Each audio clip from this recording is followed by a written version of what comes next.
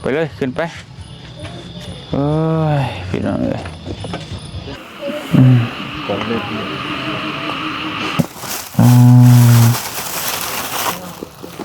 ทุกยาเนี่ยยาต้นเชื่ออันนี้ไม่ยาต้นเชื่อ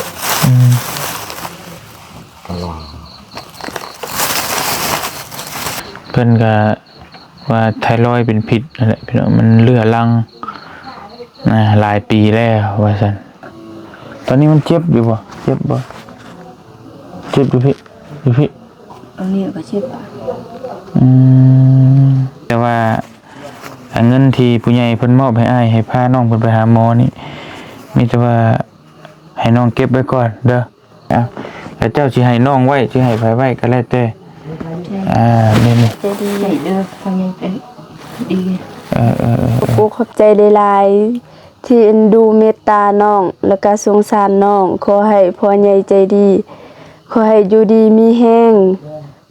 บ่เจ็บบ่ไข้ขอให้ร่ำรวยอายุยืนยาว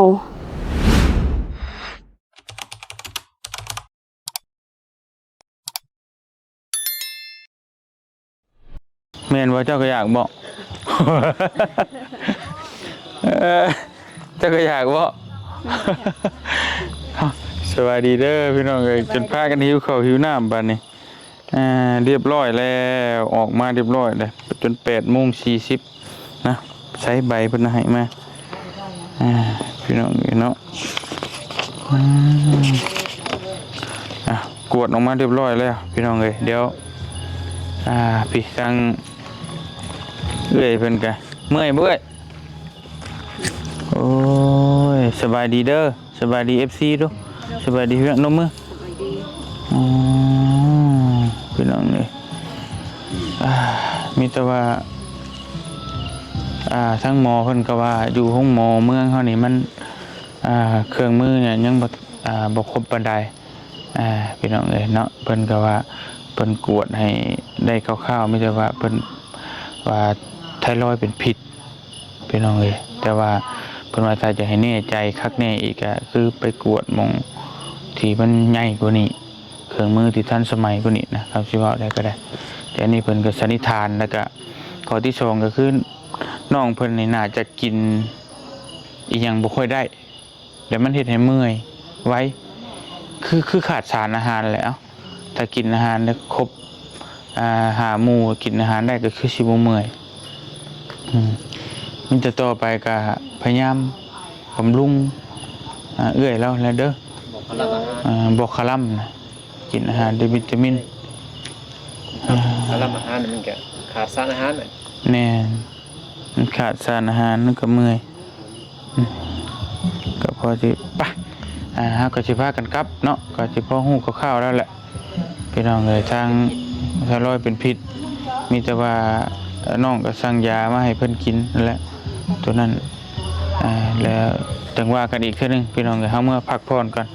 มื้อหน้ามื้อในก็คำนั้นก็จังพาเราไปกวดหม่องใหม่อีกเนาะแต่ว่านี่ก็เพิ่นก็บอกแนะนำดีอยู่พี่น้องเอ้ยเพิ่นก็เว้าตามชื่อแหละเนาะว่าถ้าจะให้คักแน่ก็แม่นไปหม่องที่มันใหญ่ขึ้นกว่านี้อีกเครื่องมือที่ทันสมัยขึ้นกว่านี้อีกไปสันลุกได้บ่ไปพี่น้องเลยทางทีมงานนั่นก็สบายดีเด้อบริกินข้าวข้าวน้ำเนาะ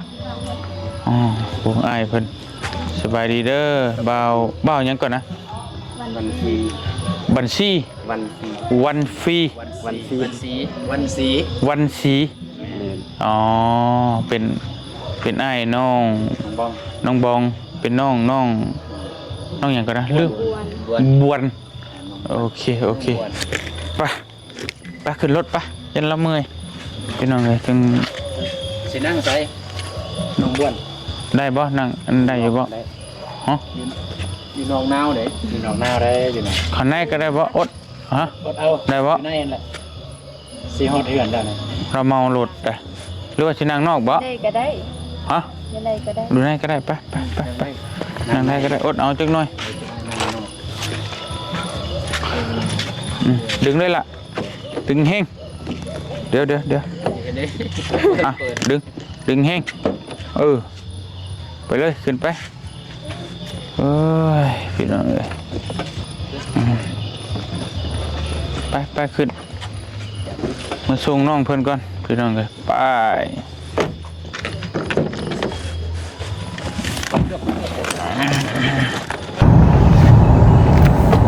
ถึงแล้วพี่น้องหอดบ้านแล้ว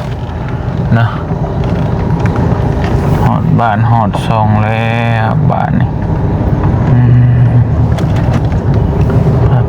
ไป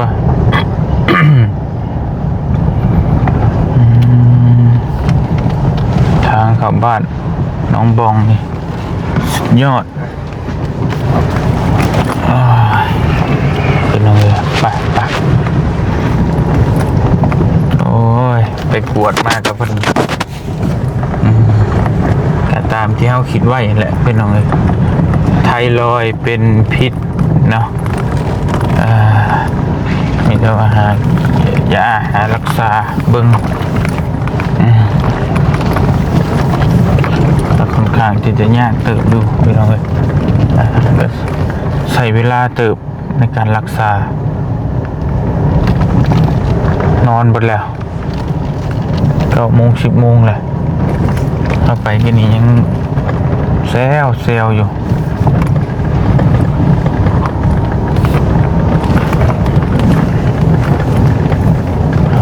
จิตโต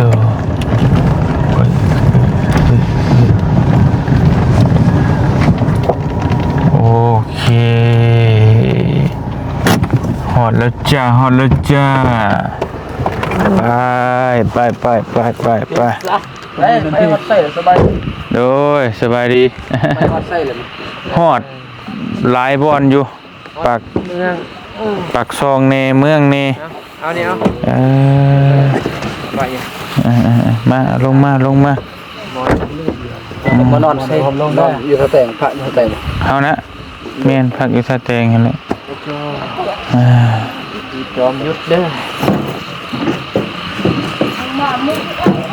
ไปไม่เราใช้ขึ้นนะพาเพิ่นมาหาหมอแม่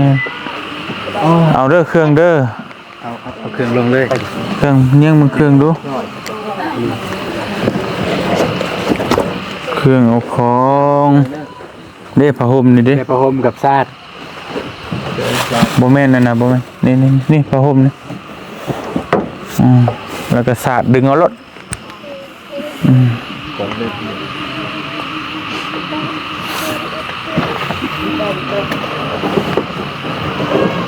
ดึงเลย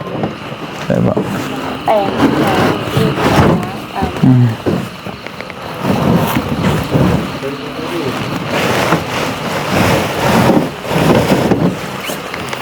Biar mesin tong keran.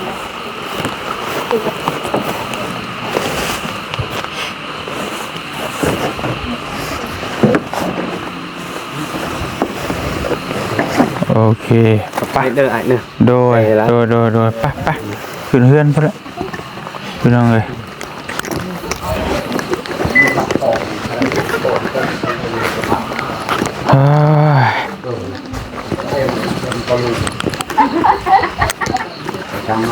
ใช้ขึ้นแล้วสบายดีเด้อเฒ่าเด้อฮะจะแล้วเพิ่นเอาหืดเอายามาให้กินแม่นเขาปวดเรื่อยอันไปมองห้องหมอเวียดพุ่นน่ะแม่นเพิ่นปิดมาห้องหมอเมืองนี่นั่นแหละมา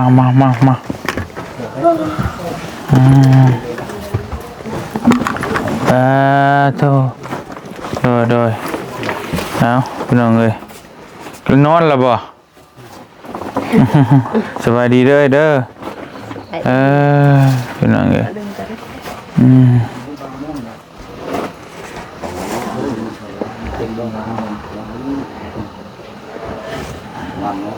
ที่นอนแล้วบ่นะกำลังสินอนเอาไว้เสร็จแล้วก็ได้เป็นอย่างมัน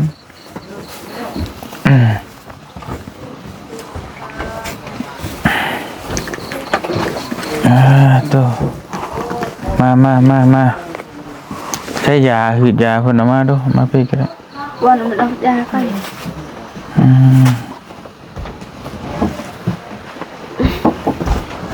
บอกมันลองได้คือได้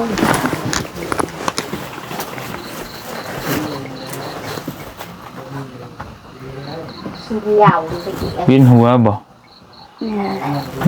เมารถอะไร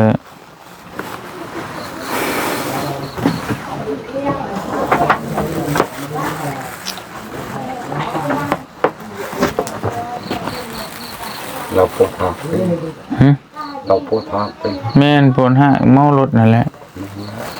ให้นั่งนอกก็จะหนาวในก็เราคนเมาเมาบ่น้องก็เมาบ่ บ่ เมาโอ้ คิดหัวซื้อ ออกนั่น พี่น้องเลยเนาะเพิ่นวางยาให้กินวางยามาให้ทุกยาอย่างยาต้นเชื่ออันนี้ เราต้องเชื่อตลอด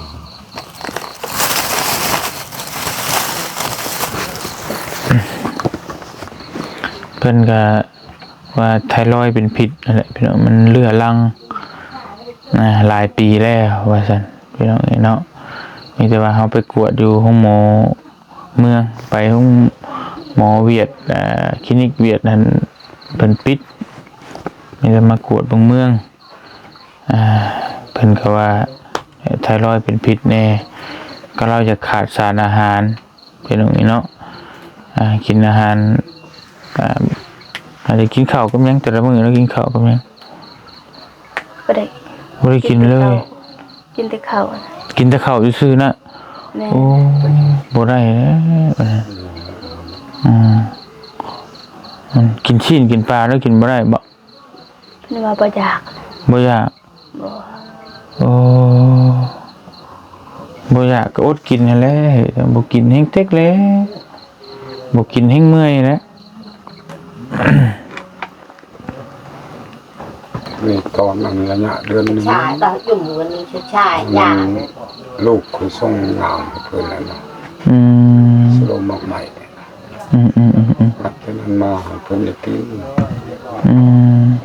อันนี้ถือว่ามันเคยไปแล้วตัวยาตัวนั้นมันก็บ่อยากอีก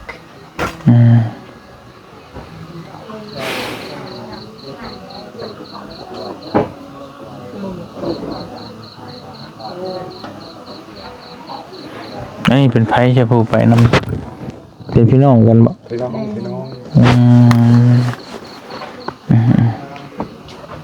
เช้าเมื่อยแล้วบ่เอาไว้ยังเมื่อยอยู่บ่เช้าแล้วก็มานั่งพี่ก็ได้จังหน่อย วันนั้นเดือนนั้นชงก็โดด con trai này chăm bấy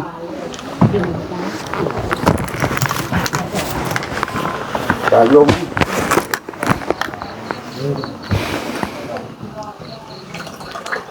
ไปกินข้าวบ่ cònเขา เอาดีแล้วกินข้าวแล้วจะได้กินได้แฮงดีปลาชื่อมาให้ฮั่นกินได้อยู่เนาะ โอ้โหคือกัน เฮา กินได้อยู่แต่ว่าบ่อยากกินเพิ่นว่า โอ้บ่กินแฮงเต็กแล้ว ถือว่าเป็นแค่อาหาร เนาะ ประเภท บ่กินนี่แฮงเมื่อย ต้องกิน เพราะว่ามันบ่กินนี่แฮงเมื่อยแล้วมันเมื่อยมันบ่มีแฮงแล้วเฮาก็บ่สิเอาแฮงใช้ไปสู่กับโลกบัดนี้ต้องมีแฮงไปสู่กับโลกกับภัย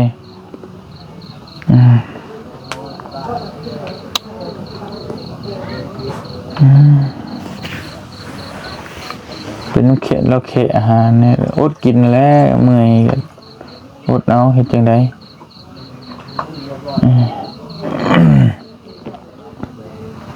มีแต่ว่าสั่งยาสั่งนั่นตัวที่น้องเคยสั่งแล้วเด้อ โดย มาให้เพิ่นกินก่อน จริงช่างช่วยตัดติดเลยชายใหญ่ตัวคัน มาแนวบ่อนน่ะไปรักจากกัน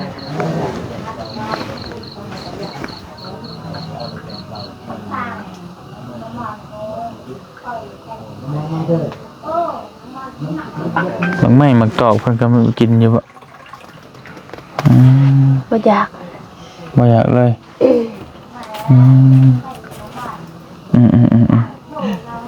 เมื่อยบ่ ไม่ได้โกงบ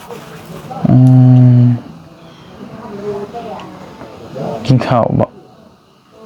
กินเพราะเนี่ย ตอนนี้มันเจ็บอยู่บ่เจ็บบ่เจ็บอยู่พี่ อันนี้ก็เจ็บ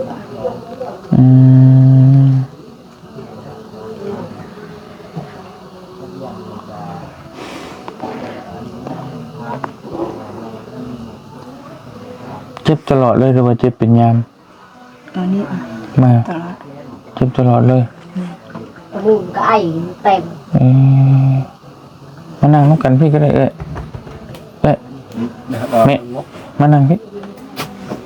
นี่แม่เพิ่นเนาะพ่อเพิ่นไปใช้ได้กัน ออกนอกนะ ออกนอกเลยยันกองบ่บ่มีหมอนนั่งมีแต่พักผ่อนก่อนเด้อมาแล้วก็ไปพักผ่อนก่อนแล้วจังหาวิธีรักษาใหม่อีกมื้อหน้ามื้อในจังว่ากันใหม่มันค่ำมันมืดเด้อเด้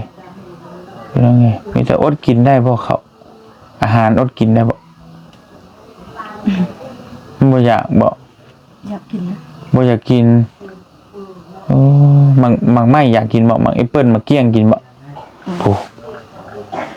บ่กินหยังเลยมันก็แล้วเนาะมันเสียงแห้งมาแต่ไส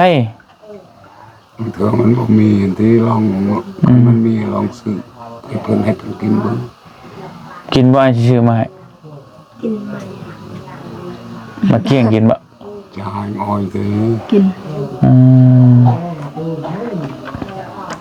บ่กินแห้งเมื่อยเลยน้องเอ้ย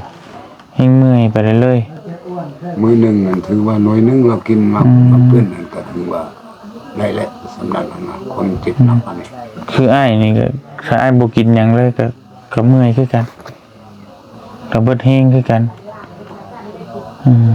เพราะ เฮากินเนี่ยมันมีเหือมีแห้งมีวิตามินน่ะมันสิมาสู่กับโรคกินแต่ยาอะไรก็เฮาบ่กินข้าวแล้วก็บ่ดีคือกันเด้ยามันช่วยได้จำนวนหนึงแต่เฮาก็ต้องกินพร้อมจำนวนหนึง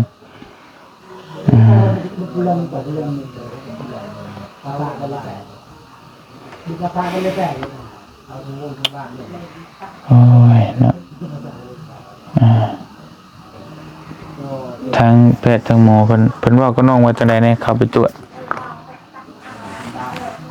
บ่มีเกลือ ว่า FC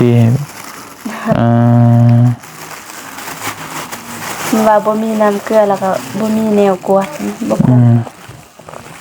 เครื่องมือกวดยังบ่ทันสมัยปานใดเนาะมีแต่พักผ่อนก่อนแต่เฮาโฮมเงินโฮมคำได้มื้อหน้าเฮาก็ไปวันใหม่อีกนะ โดย ในระหว่างนี้ก็ให้น้องสั่งสั่งยามาให้เพิ่นกินก่อนยาที่ว่าน้องเคยกินแล้วมันกินข้าวกินน้ำมาแหละมันดีแหละยาวิตามินเคยซื้อให้น้องเพิ่นกินอยู่บ่ บ่ ชื่อยาวิตามินให้น้องเป็นกินน้ำพี่น้องเอ้ยมีแต่สิมอบเงินไว้ให้น้องกันเด้อเหนื่อยนำเด้เงินผู้ใหญ่เพิ่นฝากมาให้แหละที่ว่าพี่น้องเอ้ย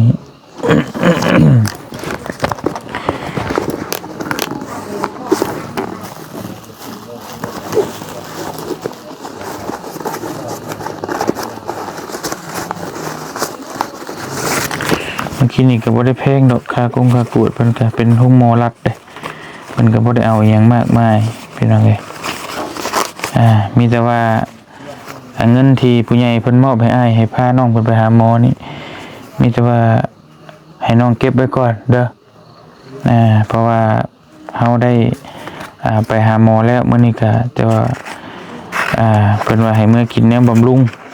ให้มีเหือมีแฮงแล้วจะไปกวดเบิ่งใหม่อีกว่าซั่น3 4 5 6 7 8 9 1,500,000 กีบ มีแต่น้องแบ่งซื้อยาแม่เนาะน้องกินแน่แล้วก็นั่นแหละแล้วก็แต่ว่า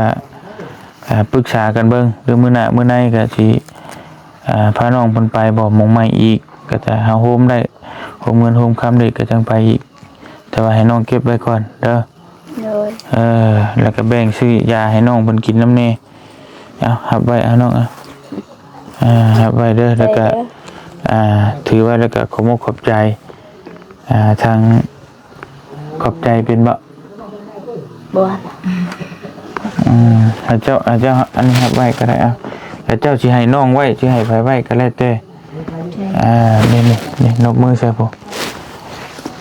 ขอบใจเด้อผู้ใหญ่ใจดีขอบใจเด้อพ่อใหญ่ใจดีเด้อพ่อใหญ่ใจดีเก็บไว้ก่อนแล้วให้น้องไปซื้อยาซื้อหยังมาให้กินเด้อซื้อแนวมันดีๆนั่นแหละเอาในเจ้าที่เจ้าก็เป็นเนี่ยก็อวยพรให้ผู้ใหญ่เพิ่นนี่อวยพรแทนให้เพิ่นอยู่ดีมีแฮงขอมกขอบใจเพิ่นแหละน้องเด้อขอบใจเด้อผู้ใหญ่ใจดีผู้ใหญ่ใจดีขอบขอบใจหลายๆที่เอ็นดูเมตตาน้องแล้วก็สงสารน้องขอให้พ่อใหญ่ใจดีขอให้อยู่ดีมีแฮงบ่เจ็บบ่ไข้ขอให้ร่ำรวยอายุยืนยาวขอให้ประสบผลสำเร็จในการงานสาธุไปมีจะพักผ่อนก่อนก็ได้กินข้าวแล้วกินยาบ่ยาแล้วเอายาให้เพิ่นกินกินแล้วครับเอายาให้เพิ่นกินก็ได้อย่างละเม็ดบ่ตัวนี้กินเสาแรง1เม็ดเสาแรงแกะให้แล้วแกะน้องก็แกะให้แล้ว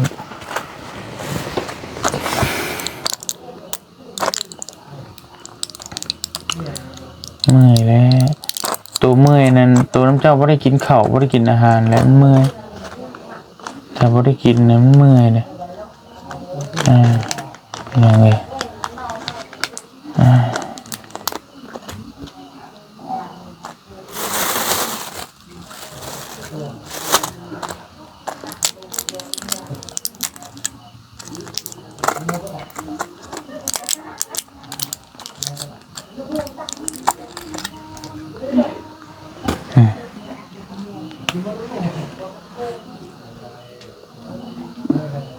หย่ำเดิมบ่หย่ำก็ได้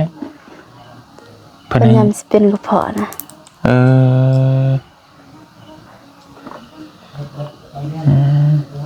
หย่ำมันให้กินยากแหละบุคมบ่นะบ่หย่ำก็ได้อันนั้นหย่ำบ่ได้ได้ข้าวสุดเลยอด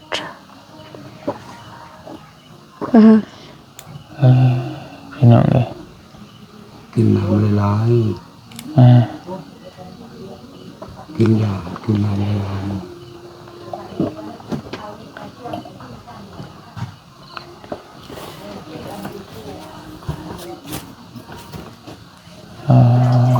กดยาสดกินเลย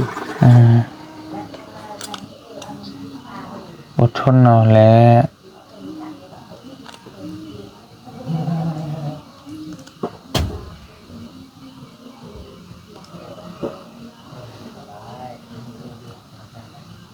จะคมเห็ดเนาะมีแต่เบิ่งกันซื่อๆแม่ก็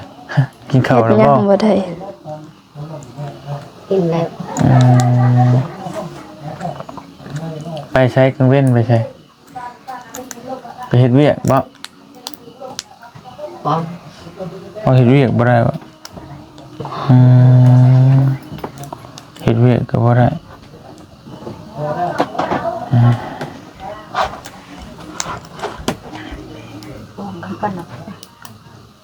จะขรอยทอดประชาชนให้อะไรก็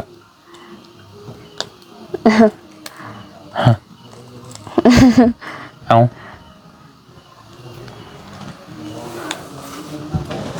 ได้จะเห็นอย่างได้ใจแต่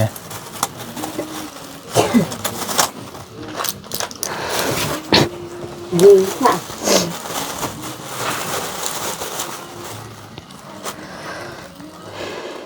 Terakhir coba sih.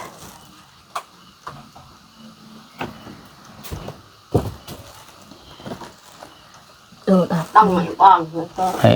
น้องไว้ไปนอนบัดนี้